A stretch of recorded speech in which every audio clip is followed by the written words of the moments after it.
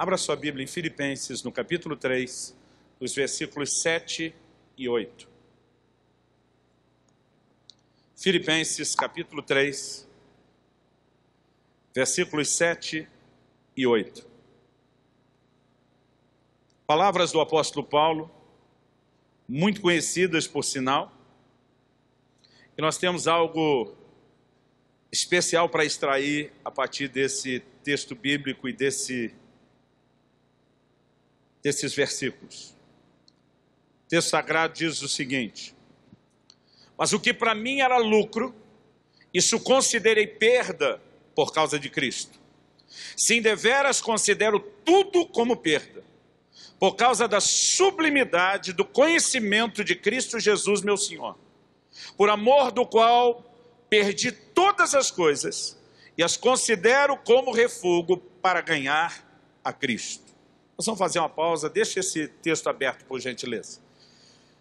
O apóstolo Paulo começa com uma declaração de desvalorização, de coisas que ele diz que antes eram lucro e agora se tornaram em perda. Obviamente nós sabemos que ele está falando de coisas espirituais, não de materiais. Logo, se ele não está falando de um valor financeiro, monetário, ele está falando de outros tipos de valores. Ele está falando de coisas que tinham importância, mas perderam completamente a sua importância. E a razão disso é apresentada de maneira muito óbvia no texto. O texto diz que para mim era lucro, considerei perda. Ele diz, considero tudo como perda por causa da sublimidade, do conhecimento de Cristo Jesus, meu Senhor. O apóstolo Paulo fala que a entrada de uma pessoa na sua vida, a revelação de uma pessoa, a pessoa de Cristo, produziu uma reclassificação dos valores que já tinham o seu lugar na lista dele antes. Ele está dizendo que o conhecimento dessa pessoa é algo tão distinto, produziu um impacto tão grande a ponto dele dizer por amor do qual. Ele está tentando nos apresentar a ideia de que Jesus se revelou uma pessoa tão fascinante, tão extraordinária, tão cativante, que a importância que ele entendeu que o Senhor Jesus passaria a ter na sua vida fez com que outras coisas que antes eles consideravam importantes perdessem a sua importância diante da importância dele. Esse é um texto muito conhecido, palavras conhecidas de Paulo, mas eu diria pouco compreendidas.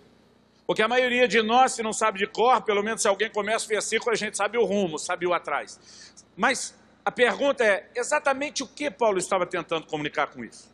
Eu confesso que até 10 anos atrás eu não conseguia entender direito esse texto. Eu imaginava que Paulo talvez se referisse à vida pregressa, antes da conversão. Até porque isso caberia na definição da maioria de nós. O que para mim era lucro, e a gente estaria pensando na vida de pecado. A valorização da bebedeira, dos vícios, de outras gratificações da carne, outros tipos de pecado. Hoje entendemos que foi perda no relacionamento com Deus, perda familiar, perda em outras dimensões de relacionamento. Imaginava Paulo falando disso. Mas o próprio versículo 7 e 8 não admitem a ideia de Paulo estar se referindo a apenas um tipo de coisa. O que ele diz, por amor do qual sofro ou sofri a perda de todas as coisas.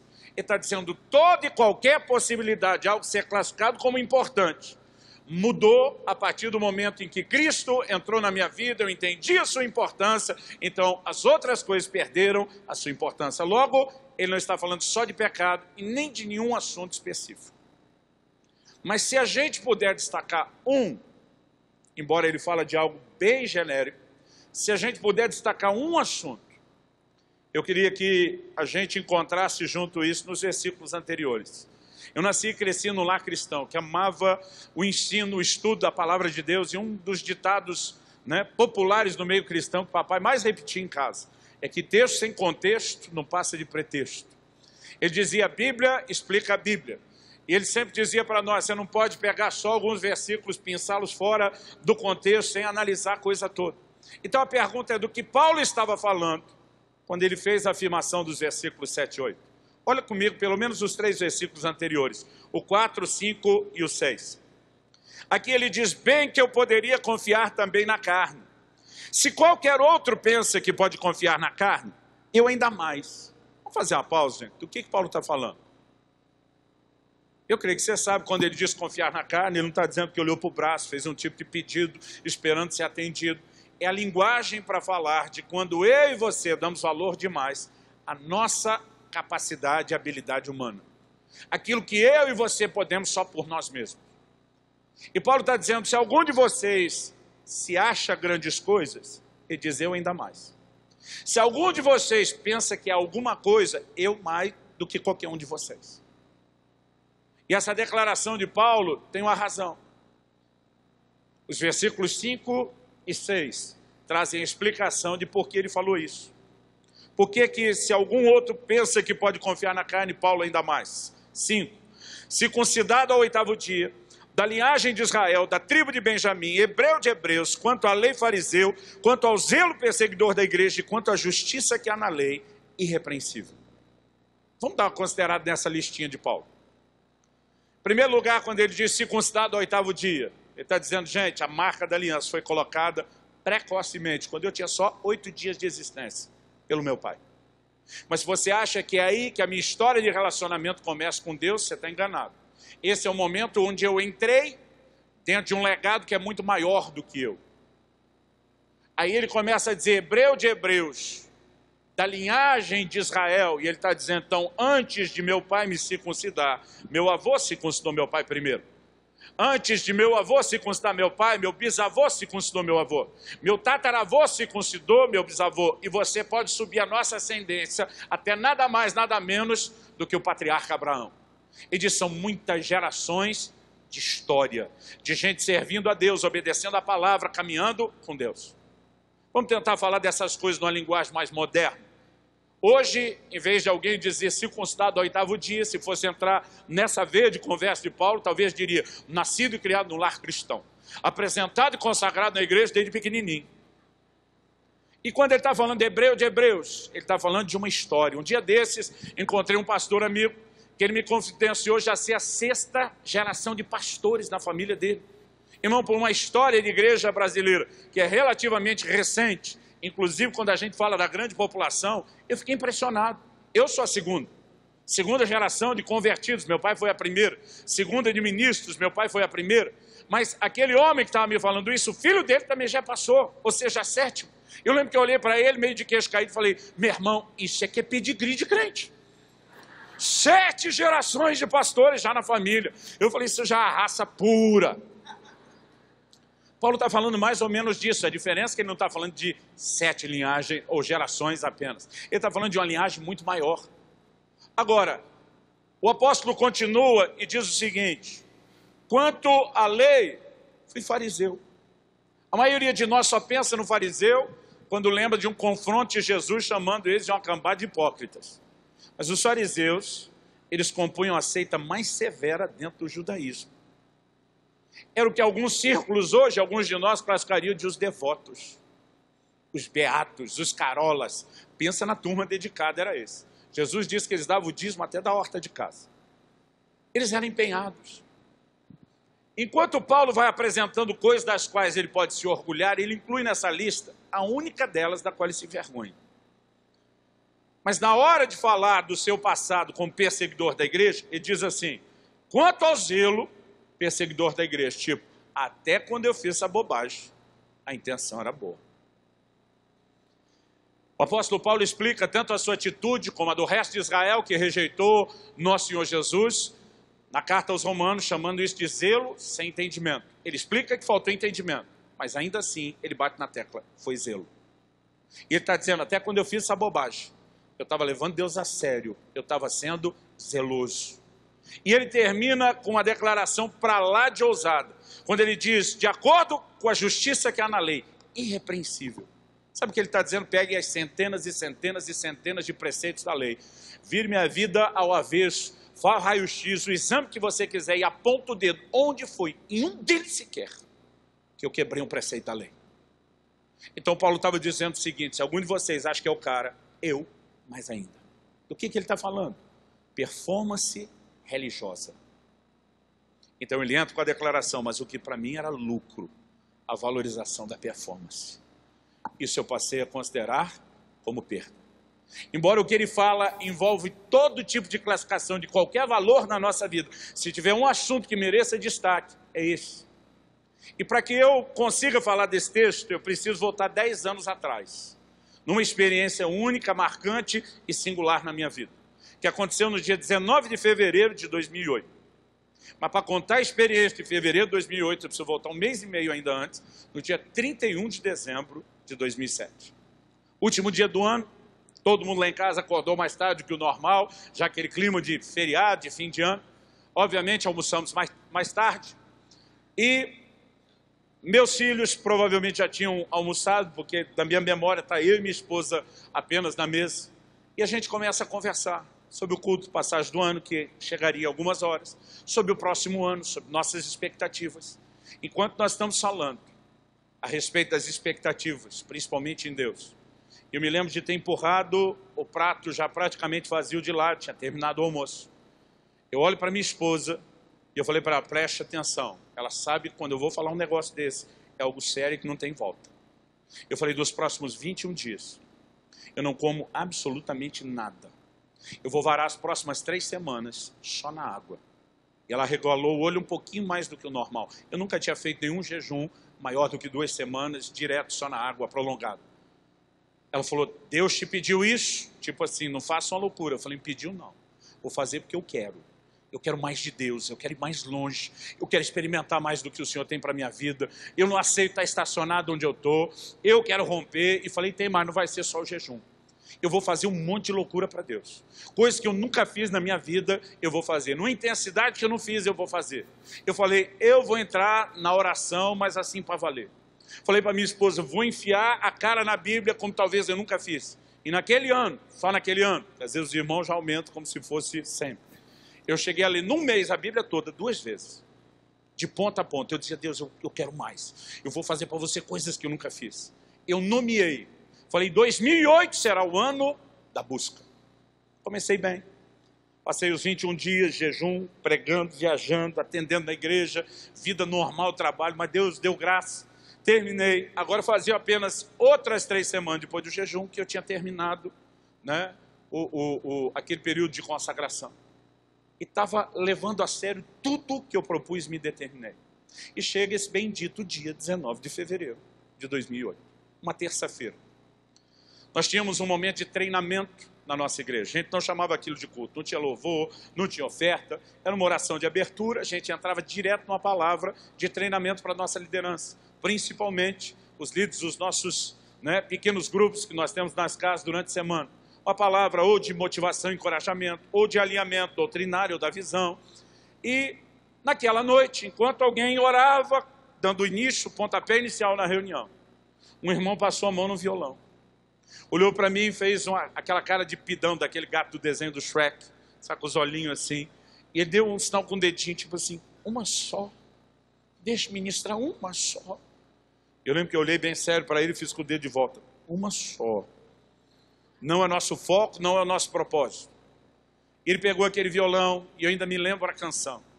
Era aquela canção do Marcos Witt que diz, eu te busco, te anelo, te necessito. Em algum momento, enquanto cantávamos aquela canção, alguém lá no céu resolveu apertar aquele botão que ativa o modo glória da reunião. E o modo glória foi ativado. Eu nunca vi nada igual antes, eu nunca vi nada igual depois.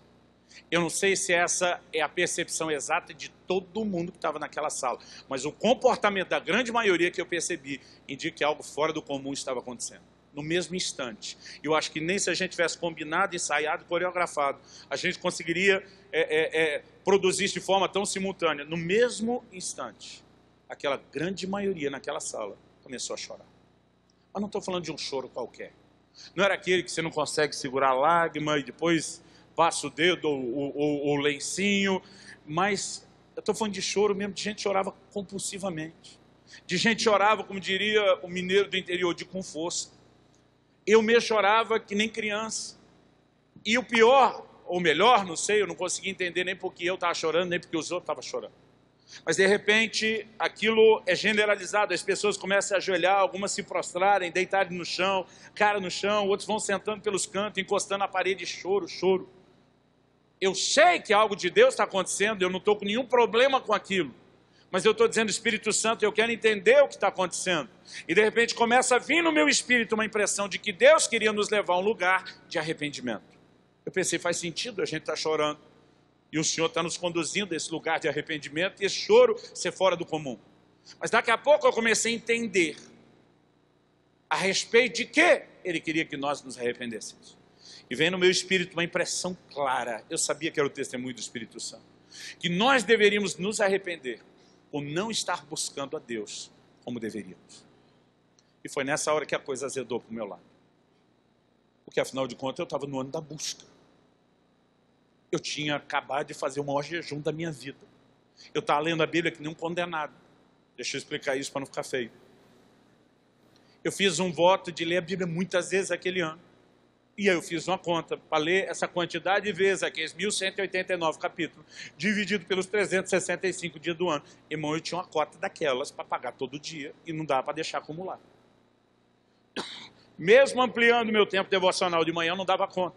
Então, quando eu chegava só à noite em casa, depois do dia corrido, é que eu ia lá enfiar a cara na Bíblia. E eu entrava madrugada dentro. Às vezes era 2, 2h30, 3 da manhã, eu estava quase dormindo em cima da Bíblia. Eu tenho facilidade de trocar a noite pelo dia. Mas quando dá para trocar. Quando você não tem o dia para trocar, começa a fazer falta. Eu já estava 1 mês e meio dormindo pouco. E eu estou naquilo que eu acho assim que é o meu maior momento de devoção, de dedicação, de entrega e busca. E bate esse sentimento de que eu tenho que me arrepender profundamente por não estar buscando a Deus como deveria. Eu falei, não. Talvez alguns deles tenham que arrepender mesmo. Mas eu sentia que o negócio era comigo. E, gente, me bateu uma indignação. É lógico que eu não verbalizei, não abri minha boca. Papai e mamãe ensinaram a gente desde criança a ter respeito com qualquer tipo de autoridade. Imagina com Deus. E eu mordi minha língua e não falei, mas o sentimento veio. É como se tudo dentro de mim quisesse gritar, se isso não está bom para você, quando é que vai estar? Eu queria dizer para ele, 21 dias, sem comer nada, tomando água, passando fome, lendo a Bíblia, que nem um condenado, se isso não vale, quando é que vai estar bom? Mas lógico que eu não verbalizei, mas o sentimento veio. E com Deus você não precisa falar nada. O salmista diz, a palavra ainda não me chegou à boca e tu já sabes. Pensou, ele ouviu. Sentiu, ele ouviu.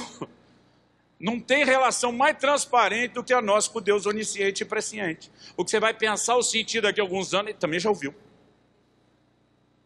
E a hora que o sentimento brotou, mesmo que eu não verbalizasse, ele não só ouviu, mas ele respondeu. Eu me lembro daquela frase tão amorosa que me constrangeu diante da minha indignação. E a frase que o Espírito Santo falou comigo foi, até que nada mais importe. Ele diz, quando você chegar ao ponto onde nada, absolutamente nada é tão importante para você como eu sou, você chegou ao lugar onde eu quero que você chegue. E ele me diz, nesse momento você não está caminhando para lá.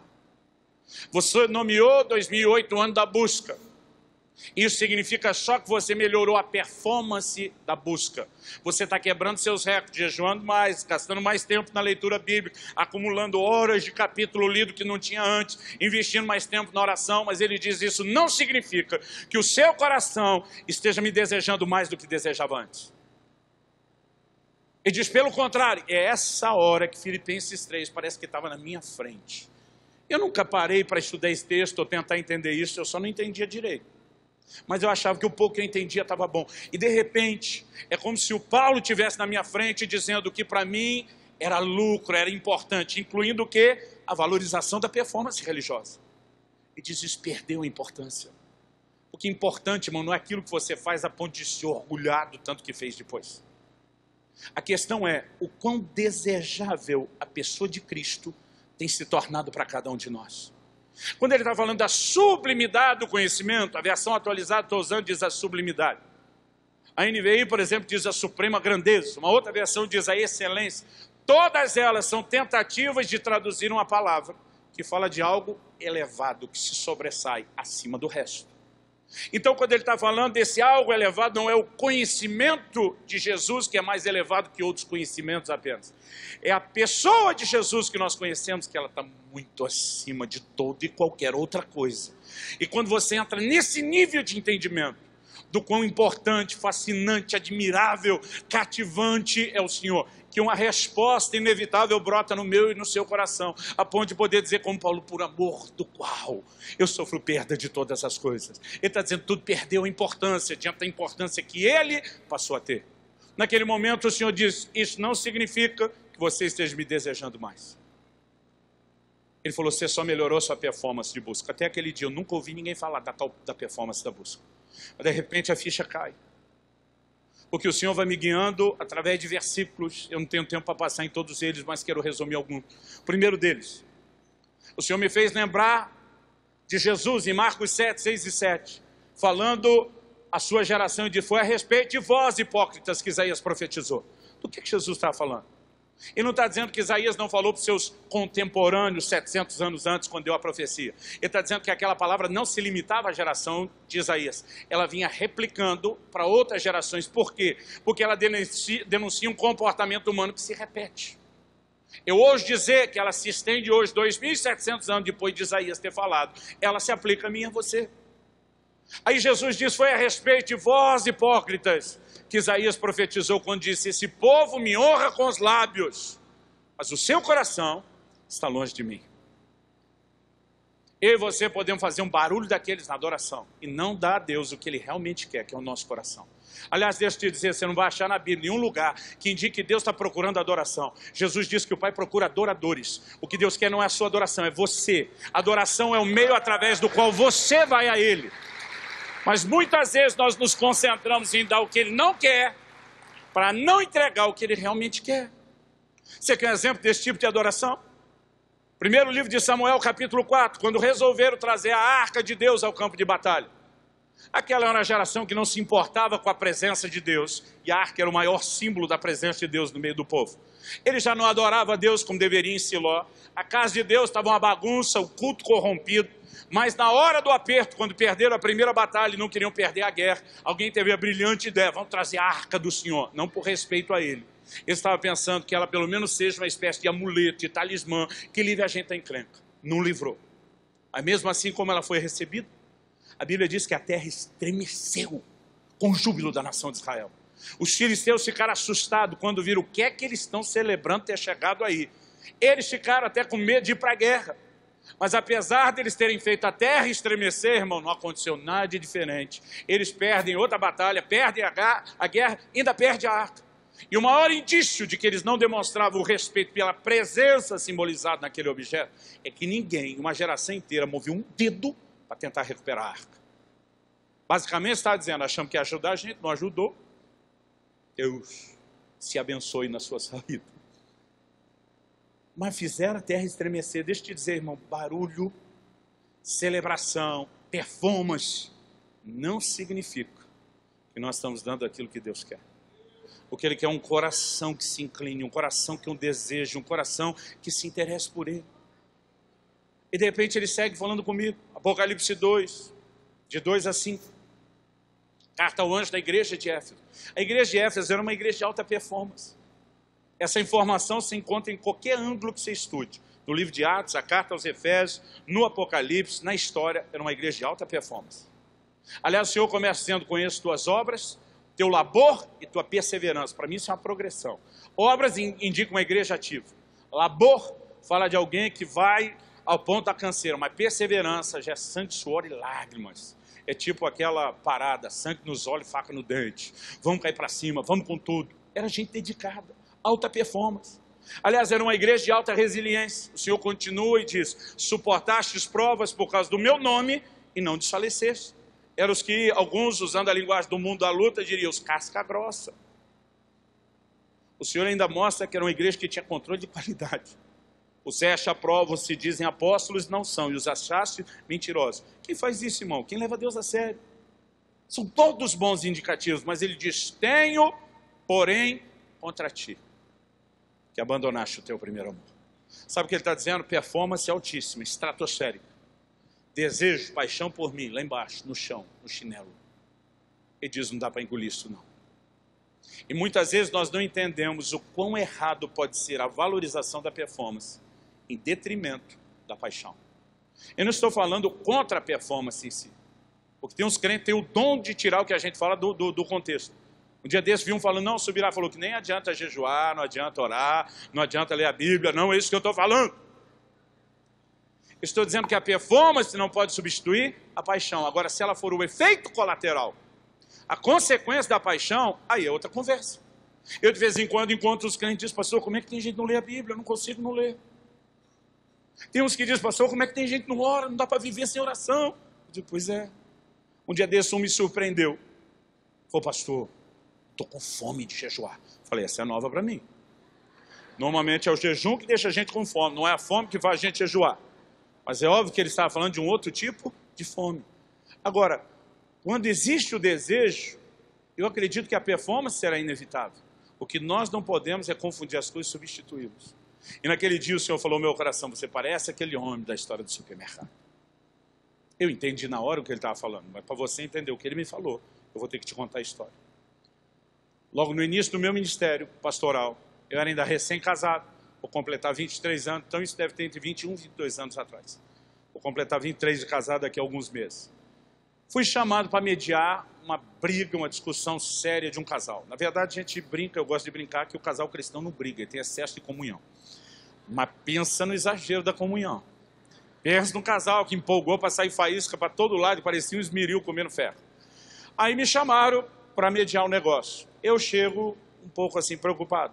Eu recém-casado, tenho que ajudar um casal com cerca de 20 anos de casado. E quando eu entro, pensa num homem alterado. Pensa no marido bravo. A hora que eu entro pela porta, ele, que bom que o senhor chegou, pastor, para resolver a parada aqui, porque essa mulher é uma louca. Eu falei, calma, calma aí.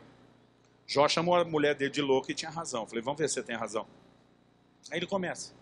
Pastor, nós temos cerca de 20 anos de casado. Essa mulher sempre quis que eu fosse com ela no supermercado. Ele aproveita, desabafa e diz, eu odeio supermercado. Eu falei, tu não tá só não, velho. O sindicato é grande, é forte. Ele falou, bom, mas isso não vem ao caso. Ele diz, mesmo odiando o supermercado, resolvi uns dias atrás agradar essa louca dessa mulher. Eu me ofereci. O senhor acredita sem ela ter pedido, eu me ofereci. Eu falei, vou com ela no supermercado. Eu falei, vou contigo no supermercado. E fui. O senhor acredita quando nós voltamos, assim, instável, me disse que nunca mais quer que eu vá com ela no supermercado. Eu vi que aquele era o cerne de tudo. E descontrolado. Enquanto ele está todo alterado, pensa na irmã tranquila, serena. Na linguagem corporal, na expressão facial. Ela só está com a mão erguida e um dedinho, dizendo, depois dele sou eu. Aí quando ele terminou de falar, falei, terminou? Terminei. Sua vez, irmã. Ela falou, pastor, eu nunca quis que ele fosse comigo no supermercado. Gente, a hora que ela falou isso, não sei que botão ela apertou, mas parece que o homem demoniou. Não, ele já estava bravo antes, eu não sei o que levou para o próximo nível. Mas com a coisa entrou dentro dele. Mas pensa, ele cortou ela na hora. Eu estou falando que é uma louca. Aí ele começa a chamar o filho pelo nome. Fulano, Beltrano, vem. Tipo assim, eu tenho testemunha. Eu vou para... Eu falei, para, agora é a vez dela. Segura aí. Segurou? Segurei. Falei, irmã, já que ele te interrompeu, deixa eu te falar uma coisa antes de você continuar. Falei, até eu estou com dificuldade de acreditar na senhora. Que a senhora nunca quis que ele fosse com a senhora no supermercado. Nem uma vezinha, 20 anos. Falei, a senhora pode até não ser daquelas donas que quer que o marido, além de ir junto, ainda discuta a relação em público empurrando o carrinho, que tem dessas. Falei, mas só dizer que nunca quis, nem uma vezinha sequer. Até eu estou com dificuldade. Eu falei, vamos voltar nesse ponto. Ou a senhora reformula ou se explica. Ela falou, eu explico. Aí diz, o que eu queria não é que ele fosse comigo no supermercado. O que eu queria é que ele quisesse ir. Foi tão profundo que eu fiquei com essa cara de paisagem que alguns estão, especialmente os homens.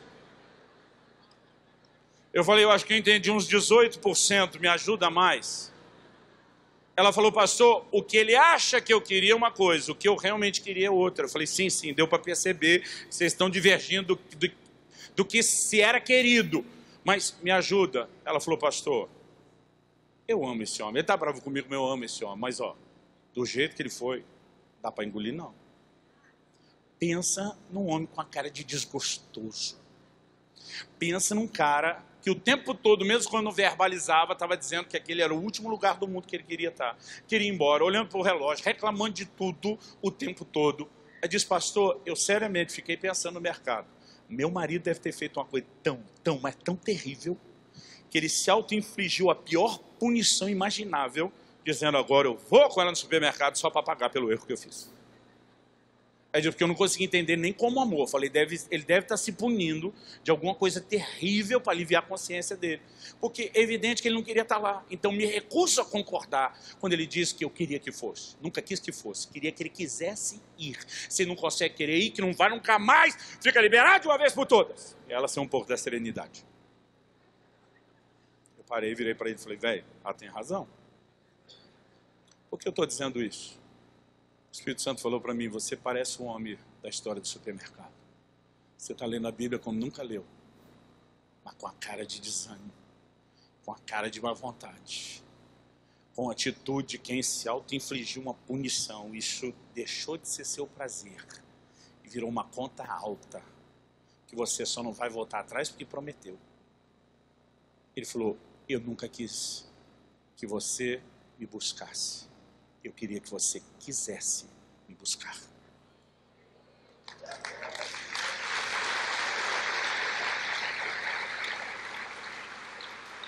Pensa num cruzado no queixo que me levou à lona. Aquele dia o Senhor falou ao meu coração e disse, você sabe por que você existe? Você sabe por que a raça humana existe? Não tentei lembrar tudo quanto é coisa que eu já li na Bíblia, tudo que eu já estudei na teologia, e naquele momento eu não conseguia ter certeza de responder aquilo de forma tão direta. E de repente me vem à minha mente, como se alguém projetasse na minha frente, Atos 17, 26 e 27. O apóstolo Paulo está pregando em Atenas, que era não só a capital da Grécia, mas o maior palco da filosofia e da sabedoria do mundo antigo. Mesmo depois que o Império Romano dominando, a língua falada ainda era o grego, a cultura e o pensamento predominante era o grego. Aliás, até hoje não se estuda filosofia sem remeter aos grandes mestres da Grécia. Então Paulo está lá em Atenas. Talvez nenhum outro lugar da Terra teve tanto questionamento por metro quadrado daquelas perguntas básicas. Quem eu sou? De onde eu vim? Para onde eu vou? É nesse palco da filosofia e dos questionamentos de propósito que Paulo começa pegando o altar ao Deus desconhecido como um gancho na curiosidade do povo e apresenta o verdadeiro Deus, o Criador de todas as coisas. Enquanto ele apresenta, ele chega no seu discurso no versículo 26. E é quando ele declara de um só, falando que Deus, uma clara referência a Adão, de um só, fez todas as raças e tribos dos homens, havendo-os colocado para habitar sobre a face da terra. Ele determinou os limites da sua habitação, os tempos pré-estabelecidos. Porque de um, Deus fez nós todos. Porque de um, Deus planejou essa raça que cobre a face da terra. O que é que ele tinha em mente? O que é que ele queria? Paulo entra no versículo 27 com um claro indicativo de propósito. Ele diz, para buscarem a Deus. Se porventura, tateando, o possam achar. Se bem que ele não está longe de cada um de nós. Naquele dia eu vi, como nunca antes, com a maior clareza do mundo, eu existo para buscar Deus. Você existe para buscar Deus. E esse Deus, irmão, não vai dificultar não. A Bíblia diz que ele não está longe de cada um de nós. Pelo contrário, ele vai facilitar.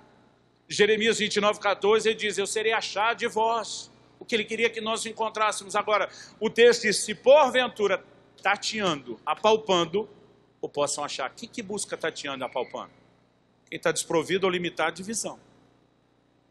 Um dia desse estava na casa, deu um blackout.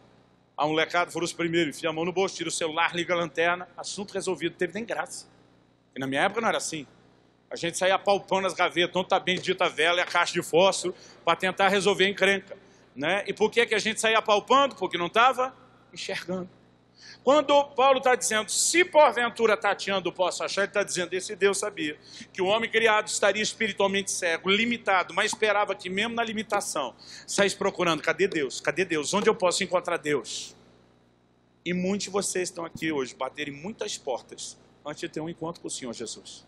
Mas havia um clamor, às vezes inconsciente, tentando encontrar algo que nem você sabia o que era. E esse Deus que te criou para buscá-lo, ele não vai dificultar. A Bíblia diz, ele não está longe. Ele sabe que você está limitado, então ele diz, o jogo tem que ser não no meu nível, tem que ser no nível deles. Então eu vou ficar por perto, vou facilitar. Isso me faz lembrar quando meus filhos, eu tenho 2 filhos, Israel e Alice, agora estão tudo crescidos. Mas quando eram uns toquinhos de gente, bem pequenininho, uma das brincadeiras que eu gostava de fazer com eles, eu dizia, papai vai esconder, vocês têm que me achar. Os 2 têm 3 anos de diferença, o Israel é o mais velho. Então primeiro começou com ele, depois com a chegada da Alice, eu fazia também com ela. Momentos diferentes, porque né, a diferença da idade exigia um grau de dificuldade diferente. Mas eu comecei tão cedo que eu tinha que facilitar. Eu lembro que às vezes eu me ajoelhava na frente do sofá, cobria só a cabeça com a almofada.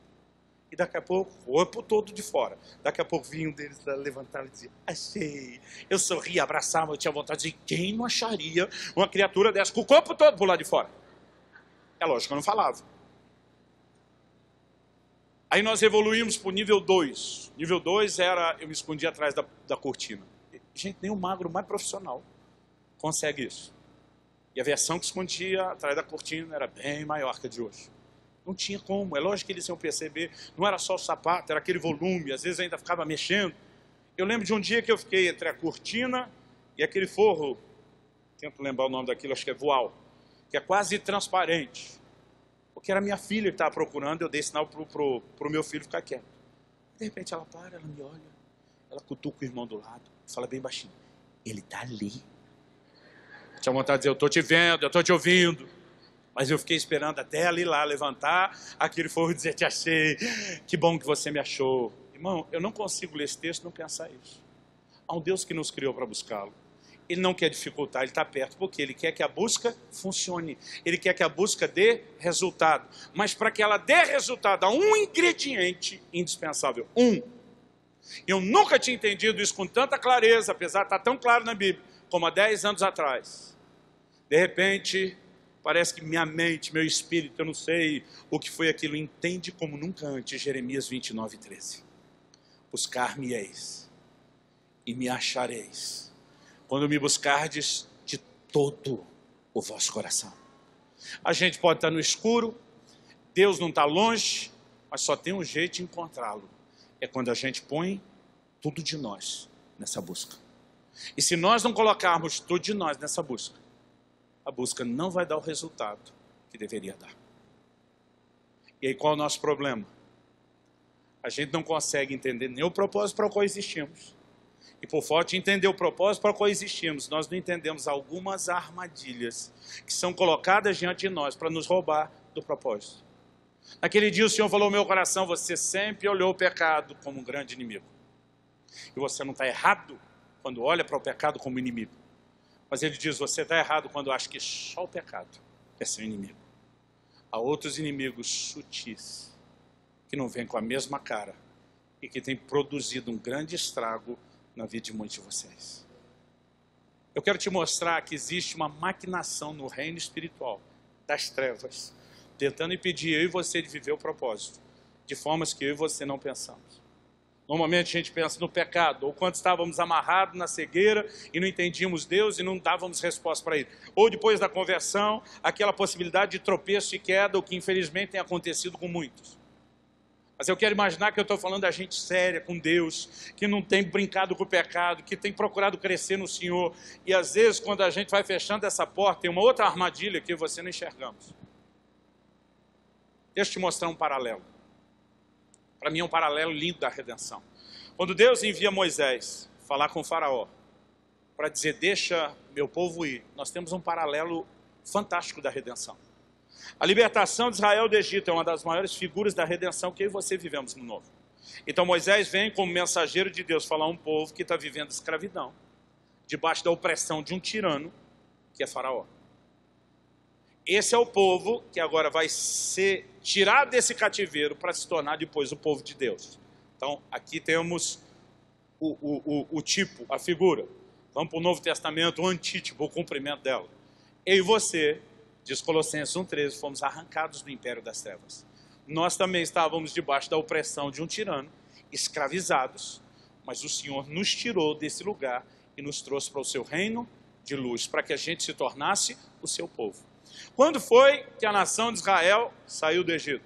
Na noite em que o Cordeiro da Páscoa foi imolado, seu sangue derramado e aplicado nos umbrais das portas. Quando foi que eu e você fomos libertos?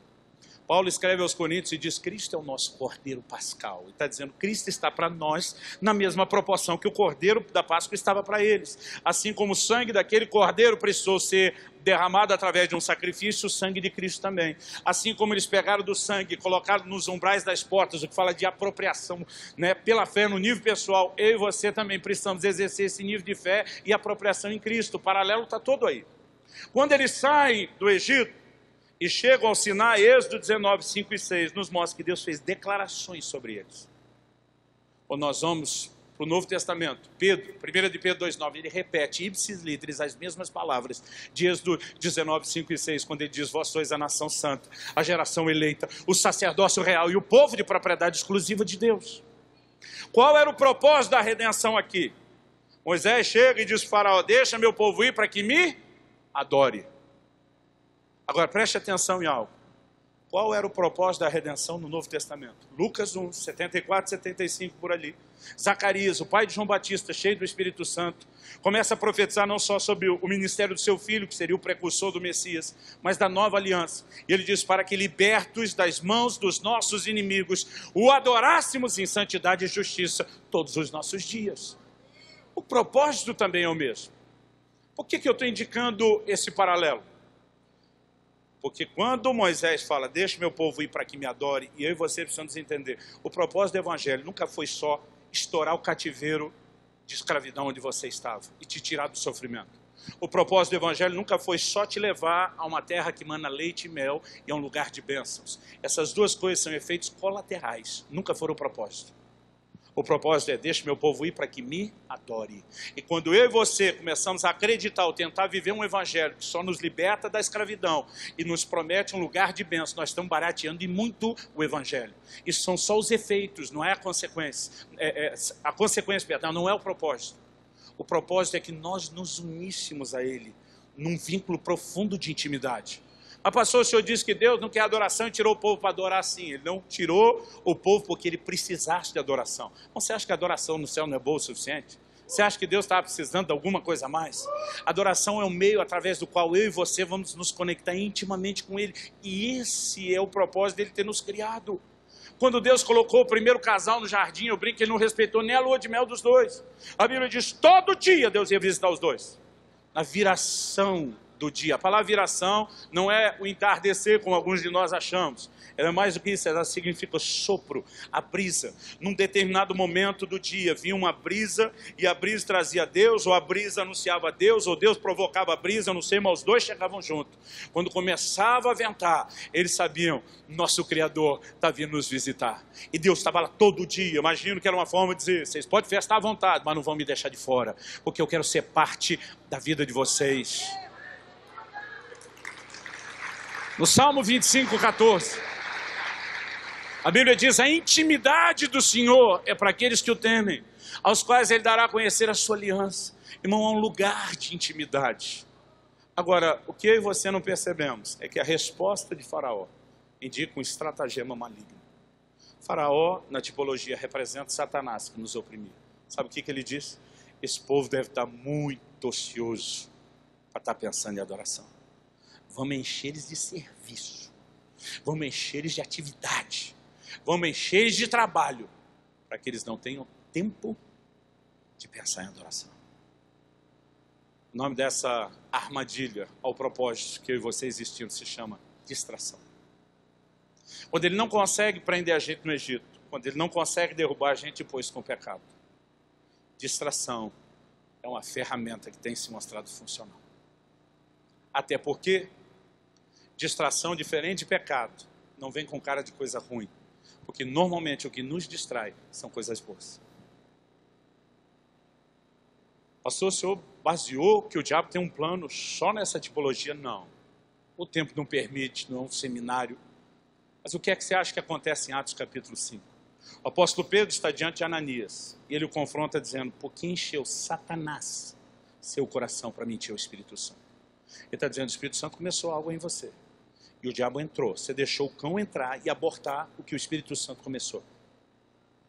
O que o diabo veio tentar roubar? Durante muito tempo eu dizia que o diabo queria roubar a oferta. O diabo não roubou a oferta, irmão.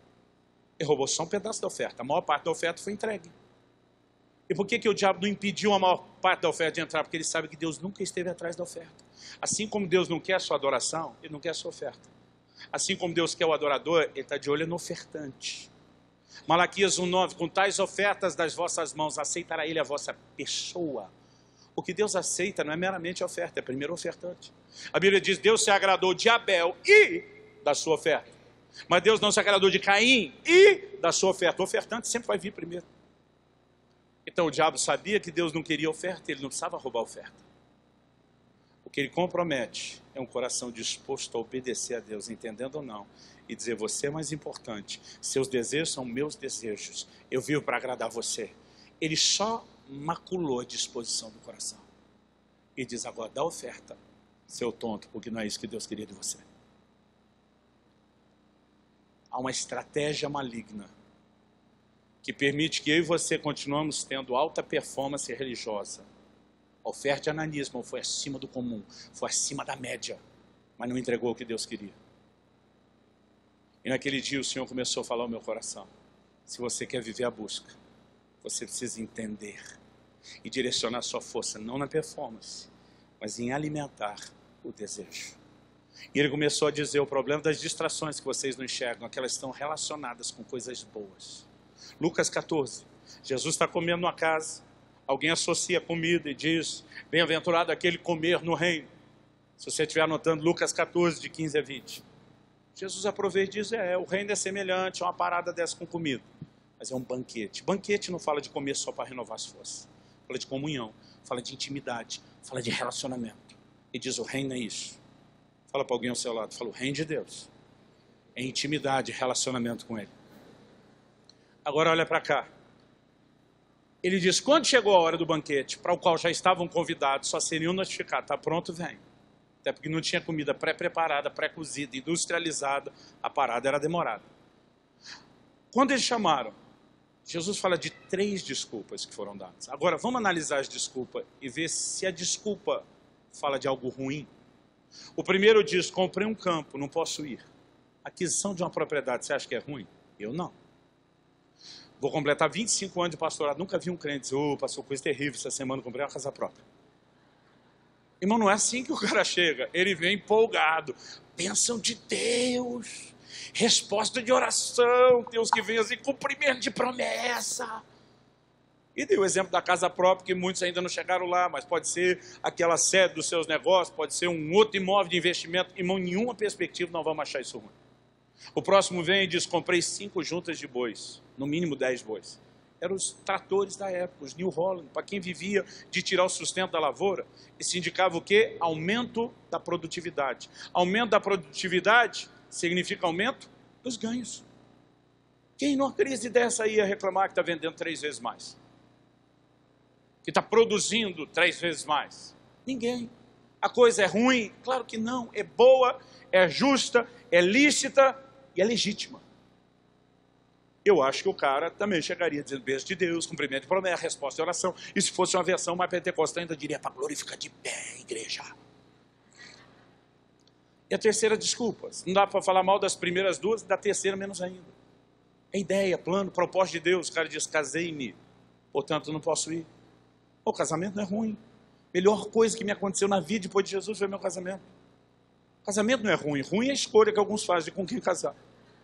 Ruim é o jeito que alguns decidem tocar o matrimônio e aí vai deixando ele cheio de avaria e problemático.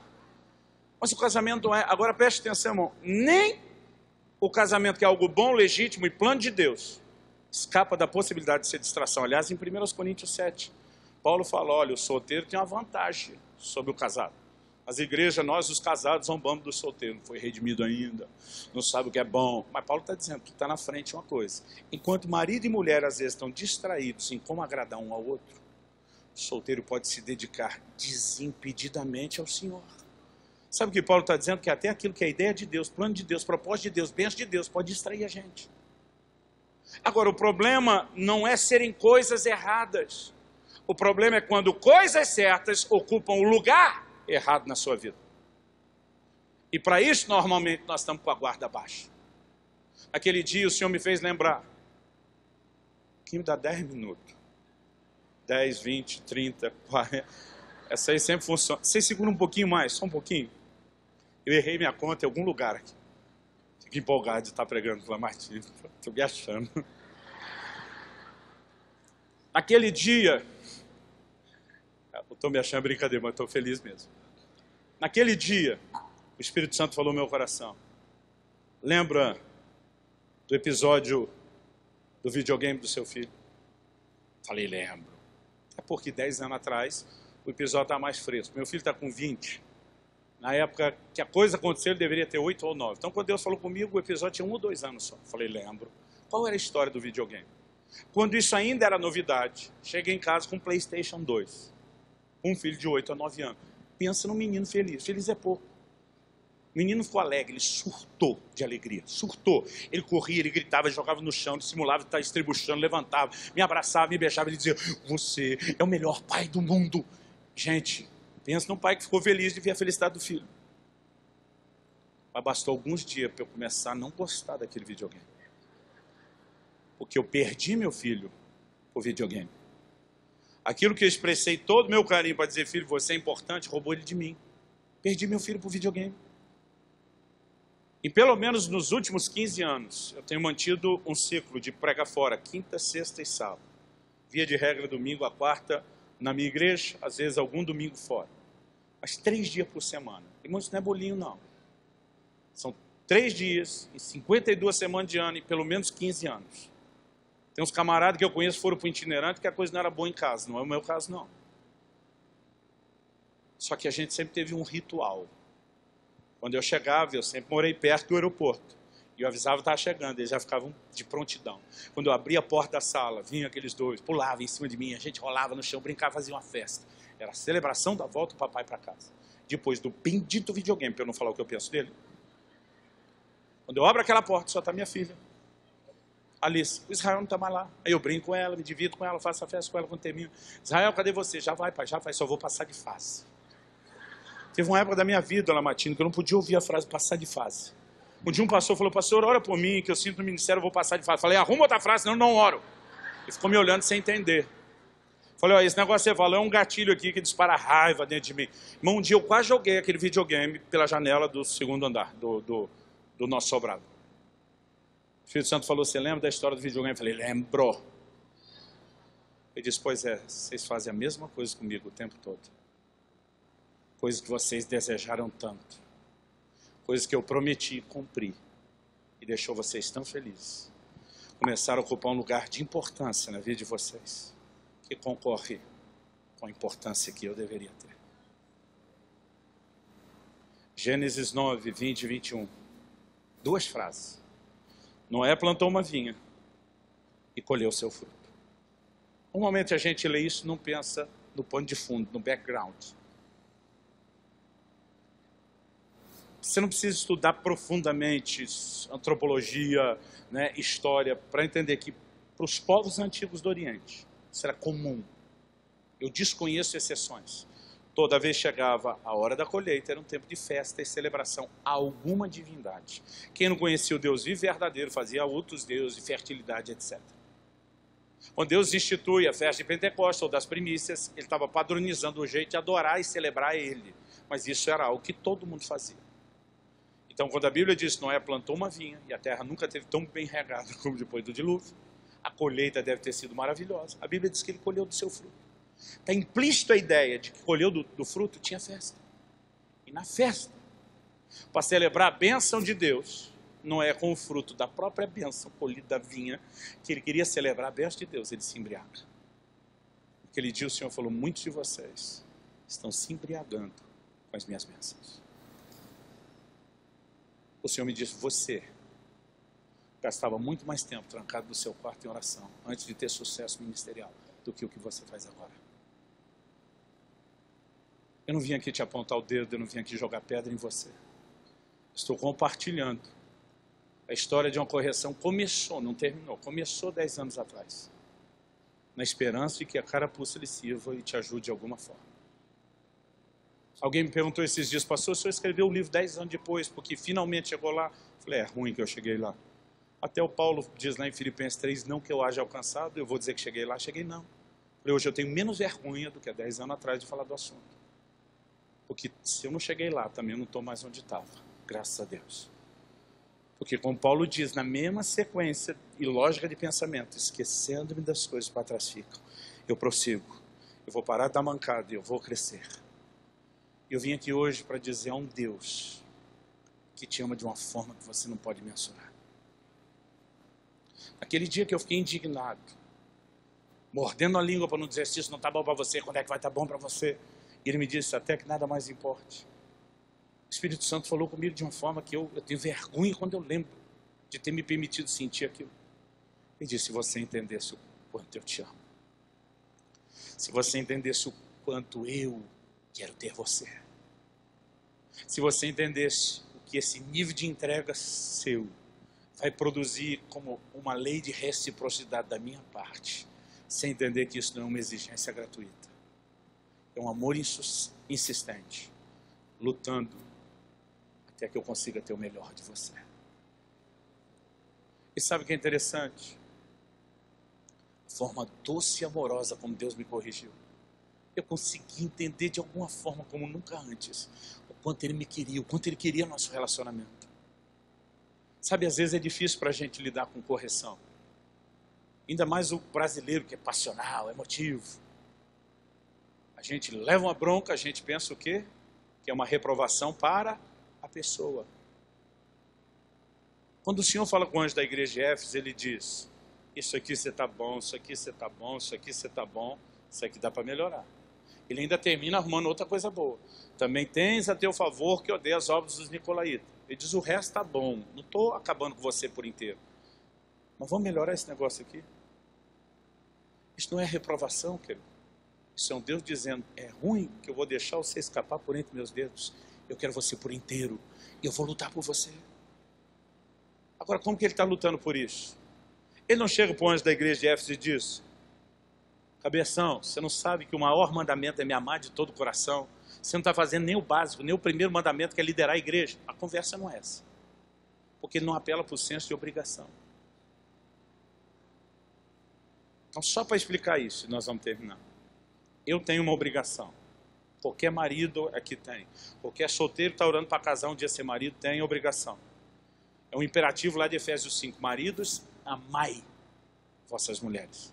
Deus não falou, se um dia você acordar de boa, empolgado, bem-humorado, puder quebrar meu galho e o seu, e amar sua esposa, legal. Se não der, eu entendo.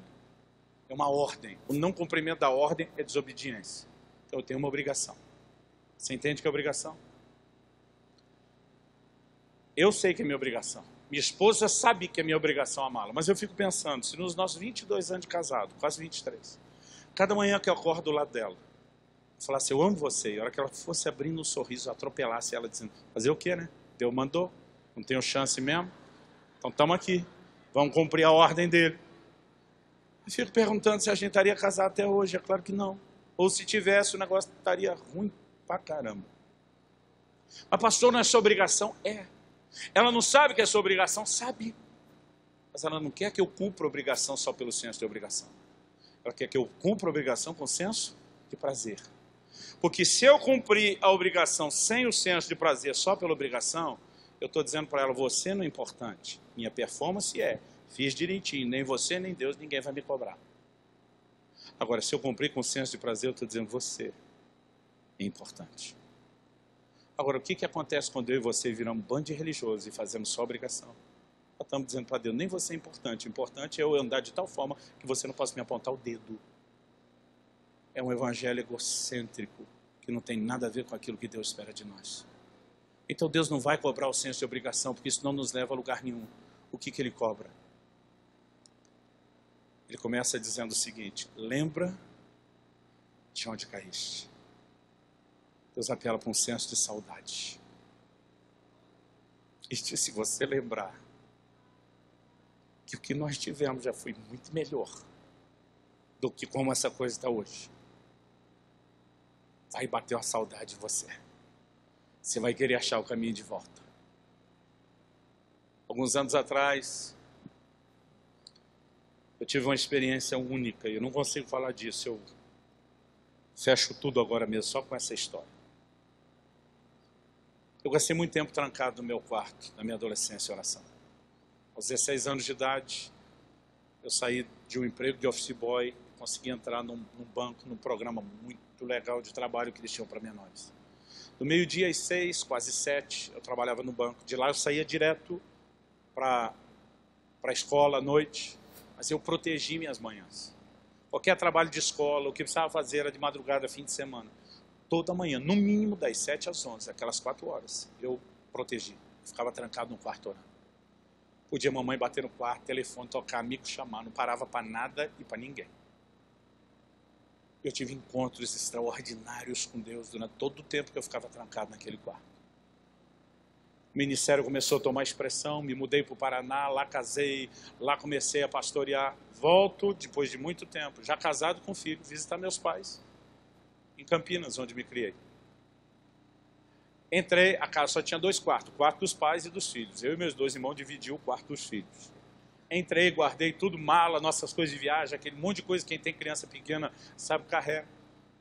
Não sei quanto tempo passou, almoçamos. No final do almoço, aquele me pede algo que está no quarto. Eu acho que era uma fralda para trocar Israel. Ele devia ter mais ou menos 1 aninho de idade. E lá vou eu no mesmo quarto que eu tinha entrado antes. Então eu entro no corredor, abro a porta do quarto. Onde eu entrei antes não aconteceu nada. Mas nesse momento, a hora que eu abro, o jeito que eu abri a porta, até a metade, o lugar onde eu coloco os olhos, era exatamente aquele canto do quarto, onde eu ficava horas de joelho todos os dias. Eu não sei te explicar o que aconteceu. Porque a hora que eu bati os olhos naquele canto, o gatilho disparou na minha memória. Aquilo não eram só fotos, uma projeção de slide, me parecia um filme. Eu não consigo explicar para você quão vívida era aquela lembrança. E eu começo a me ver dia após dia, naquele lugar, derramando meu coração diante de Deus, chorando diante dele, adorando, me enchendo da presença. E eu, envergonhado de lembrar aquilo, eu baixo os olhos. Quando eu baixo, enxergo aquele tapete no meio do quarto. Eu sou de uma época que meus pais, mamãe fazia aquele tapete de crochê com barbante, tinha essa parada aqui também. Eu olho aquele tapete, e eu lembro de quantas vezes eu prostrado nele, fiquei regando ele com lágrimas. E agora começam as lembranças de eu prostrado no chão. Eu viro os olhos de lado para não olhar o tapete nem o canto. Enxergo a cama. E quando eu cansava de ficar ajoelhado ou deitado no chão duro, eu deitava naquela cama, erguei as mãos. E quando eu olho para a cama, são outras lembranças. Onde eu olho naquele quarto, o filme continua. E a hora que eu percebo, eu não fui a lugar nenhum, eu não terminei de abrir, eu não fechei a porta, eu não larguei a maçaneta, eu estou paralisado e as lágrimas estão correndo grossas e quentes no meu rosto. Nenhum momento eu ouvi Deus dizendo, por que é que você não ora como orava antes? Nenhum momento eu ouvi cobrança, sabe o que eu senti? Saudade de Deus. É como se tudo dentro de mim dissesse como você foi louco, seu maluco, de abrir mão desse nível de intimidade e intensidade para viver só na correria. Quando ele diz, lembra de onde caíste, ele está dizendo, não vim cobrar você não. Se você lembrar que é bom, você vai correr ao meu encontro, eu vou correr para o céu. Porque ele diz, arrepende, tem que ter arrependimento. Ele diz, mas volta. Ele diz, não é uma cobrança gratuita, é uma tentativa de conserto. Volta, volta. E eu quero dizer para alguns de vocês hoje, volte ao lugar da comunhão, volte ao nível da intimidade. Eu quero dizer a alguns de vocês que estão até mesmo frios e distantes do Senhor Jesus, volte para Ele. Vamos ficar em pé para parecer que está acabando.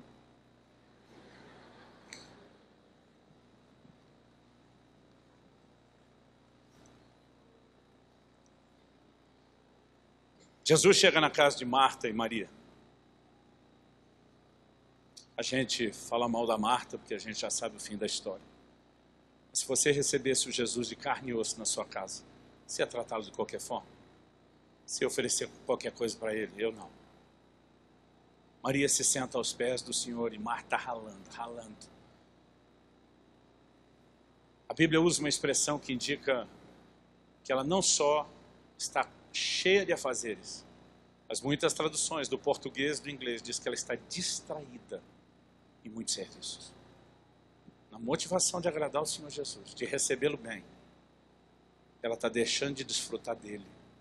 O Senhor me disse muitas vezes, você correndo para tentar me agradar no ministério. esqueceu de mim. Marta vai reclamar e diz, o senhor não está incomodado de ver minha irmã me deixando trabalhar sozinha. Diz a ela que me ajude. Ela pensa, Jesus é coerente, ele tem bom senso, ele vai ficar do meu lado. E Marta leva uma invertida. Jesus diz, Marta, Marta. Por 7 vezes na Bíblia, ele chama o nome de alguém 2 vezes seguido desse jeito. E todas as 7, ele vai tratar de algum problema, de alguma crise. Eu acho que se Marta já tivesse essa revelação, já ia gelar espinha, só de ouvir Marta, Marta. A gente vai tocando uma música para parecer que está acabando. E depois de ficar em pé tem que ter a música, não é? Eu acho que se ela entendesse isso, ela já ia pensar, deu ruim, deu ruim. Aí Jesus olha para ela e diz, Marta, poucas coisas são necessárias. Ou mesmo uma só. Agora, me olhe com muita atenção. Tem uns crentes pagando uma fortuna, uns coaching dizer para eles o que é e o que não é importante. Eu não estou falando mal. Organize sua vida, não importa o preço. Mas o que eu não entendo é investir tanto dinheiro aqui e não parar para ouvir o que o maior de todos os coachings está entregando de graça. E diz, poucas coisas, de tudo que vocês imaginar que pode fazer, realmente são necessárias. Dessas poucas tem uma que conta. Que uma coisa é essa, aquela para a qual você existe. Quando Jesus diz, Maria escolheu a boa parte, ele está dizendo, é essa coisa. E quando Jesus diz, essa não lhe será tirada, ele está dizendo, é ruim, que eu vou deixar você me manipular para arrancar ela daqui. Algumas vezes nós estamos tentando agradar os outros com o que a gente acha e não com o que eles gostam. Uma vez convidaram eu e minha esposa para jantar numa casa. E fizeram o único prato que minha mulher não consegue comer. Não é só que ela não gosta, não consegue, que é dobradinha. Quando nós paramos o carro na frente, minha mulher que tem superpoderes no olfato dela. Ela falou, cheiro de dobradinha. Eu falei, não, amor, isso deve ser algum vizinho da rua. Ninguém arriscaria uma coisa tão ousada sem perguntar. Mas quando nós vamos entrando, eu vou chegando perto da porta, eu sinto cheiro de dobradinha. Irmão, quando abriram a porta, aquele cheiro da dobradinha, esbofeteou a cara de nós dois. O casal empolgado disse, estamos tão felizes, vocês vieram. Quanta honra, fizemos um jantar inesquecível. Foi inesquecível. Gente, eu vi a cara da minha mulher, pensei, nem a pau que eu vou deixar ela passar isso. Falei, desculpa. É melhor constranger agora do que ficar pior depois. Minha mulher vai me matar depois, mas já vou logo adiantando. Ela não consegue comer dobradinho. Não é que ela não gosta, não consegue. Se ela tentar fazer isso para agradar vocês, ela vai acabar vomitando, ou na frente de vocês ou no banheiro. E eu não vou deixar isso acontecer. Então me dê a boa notícia de que vocês fizeram algum outro prato. Os dois se olham com a cara de apavorado e diz, pior que não. Eu falei, mas deve ter um resto de almoço para esquentar. Não, pastor, a gente não almoça em casa. Um pedaço de pão? Não. Ovo? Não. Não lembro até hoje da minha mulher comendo arroz branco e aqueles dois assim, quase chorando na mesa de vergonha.